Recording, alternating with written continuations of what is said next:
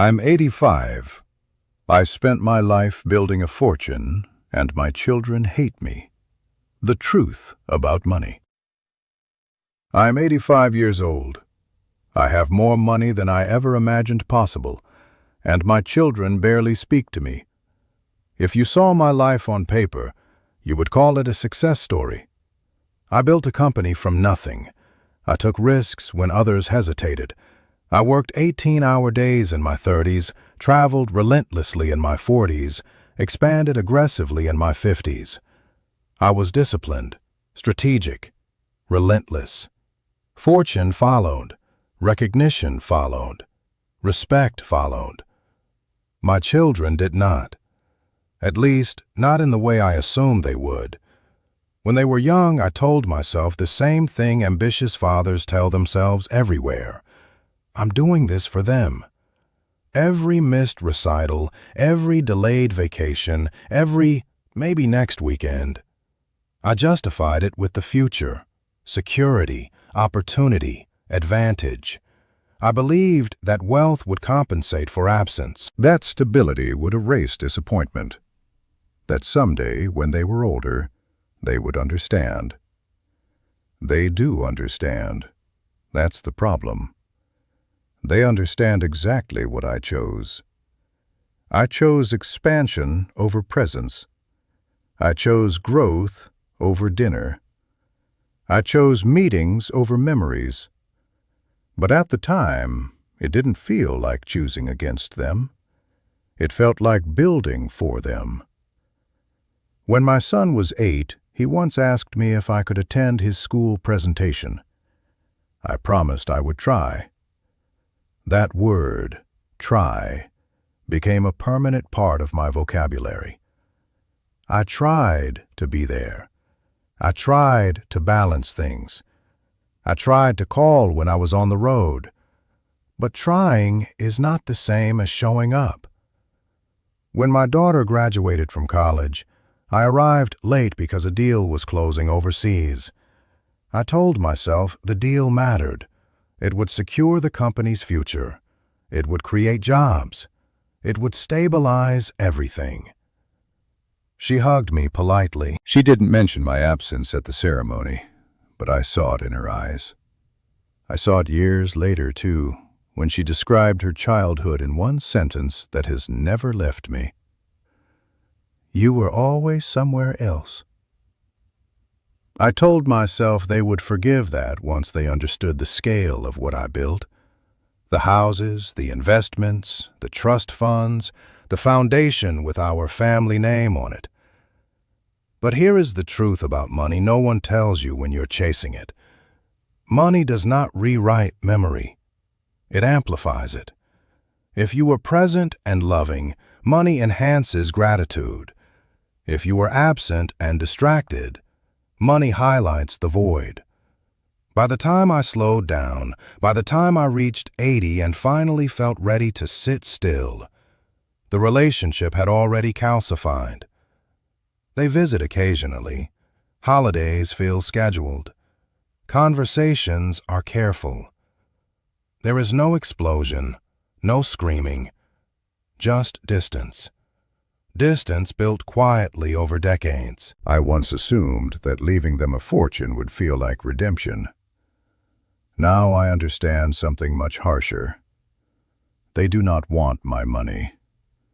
They wanted me. When I turned 83, I decided to do something I had postponed for decades. I called each of my children individually and asked them to dinner. Not at my office, not at a corporate event, just dinner. No agenda, no advisors, no attorneys, just us. They agreed, but cautiously. That was the first sign. When your children schedule dinner with you the way they schedule a meeting, you feel it. My son arrived first. He is in his late 50s now, confident, established. He built his own career deliberately outside the shadow of my company. I used to see that as rebellion. Now I see it as survival. My daughter arrived a few minutes later. She hugged me, but it was the kind of hug you give an elderly relative. Gentle, brief, polite. We ordered food. Small talk filled the table. Weather, work, grandchildren. I listened more than I spoke, because I needed to hear what was underneath. Finally, I said it. I know I wasn't around as much as I should have been. Silence. Not dramatic, just heavy. My son looked down at his glass. My daughter didn't rush to comfort me. That hurt more than anger would have. I did what I thought was right, I continued. I thought building security would matter more than presence. My son nodded slowly. It mattered, he said. That word gave me hope for half a second. Then he added, just not in the way you think. I felt the truth of that settle in my chest. My daughter spoke next. We never need it more. We needed you. No accusation in her voice, just clarity. I wanted to defend myself, to explain the pressure, the competition, the responsibility of hundreds of employees, the fear of losing everything. But explanations do not rebuild childhoods. They only explain why they were fractured. I asked them something difficult. Do you hate me? They looked startled. My son answered first. No. My daughter shook her head. We don't hate you, she said. We just don't know you. That sentence landed deeper than any accusation could have. Not hate. Strangeness. I had become a provider, not a father. A financier, not a memory maker.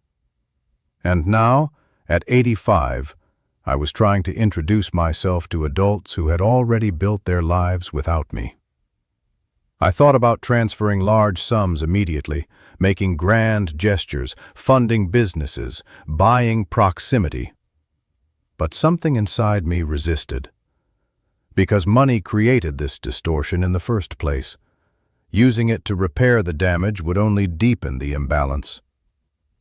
After that dinner, I went home and did something I have never done in my life. I canceled a meeting. At 85, I still sit on boards. I still advise. I still receive invitations to speak about growth and discipline and building from nothing. For decades, my identity was inseparable from productivity. That night, I sat in my study, surrounded by awards and framed articles and photographs of ribbon cuttings. And I realized something almost embarrassing. I know how to build companies. I never learned how to build closeness. Money trains you to measure everything: revenue, margins, return on investment. But relationships do not respond to leverage. They respond to presence. So I made a different decision. Instead of writing checks, I started writing letters, handwritten, not about money, about memories. I wrote to my son about the day he learned to ride a bicycle, about how terrified I was that he would fall, about how proud I felt when he didn't look back for reassurance. I told him I admired that independence, even if I misunderstood it later as distance. I wrote to my daughter about the first time she sang in front of me, how her voice shook and then steadied, how I saw strength in her long before she saw it in herself. I admitted I should have been there more often to say that out loud. I didn't attach checks. I didn't reference the estate. I simply spoke as a father. The responses did not come immediately. That was humbling. For years, the world answered my calls instantly. Now, silence forced patience. Eventually, my son called. Not about investments, about the letter. I didn't know you remembered that, he said quietly. I remember more than you think. I replied. That conversation lasted longer than any we've had in years. Not because we solved everything, because we stayed. My daughter visited the following weekend. We looked through old photographs together. She pointed at images I barely remembered attending. I asked her questions about moments I had missed. There were tears. Not dramatic, honest. Here is the truth about money at 85. It is powerful. It opens doors. It creates comfort. It commands respect. But it does not create warmth. Warmth comes from time invested without calculation, from listening without checking the clock, from being there when nothing profitable is happening. I spent my life building a fortune, and in doing so I outsourced my presence to the future. The future arrived. My children were grown, and money could not rewind what absence had shaped. They do not hate me. That was my pride talking. What they feel is distance, and distance cannot be wired electronically. It must be walked back, step by fragile step. I have amended my estate again. Yes, they will inherit. But not as compensation, as continuation. The larger inheritance I am trying to leave now is not financial. It is relational. Time spent without agenda, conversations without strategy, moments without metrics. If you are still building, still chasing, still telling yourself you'll show up later, understand this: later does not erase earlier. Money does not substitute memory, and the most expensive thing you can sacrifice in the pursuit of wealth is the chance to be known while you are still here.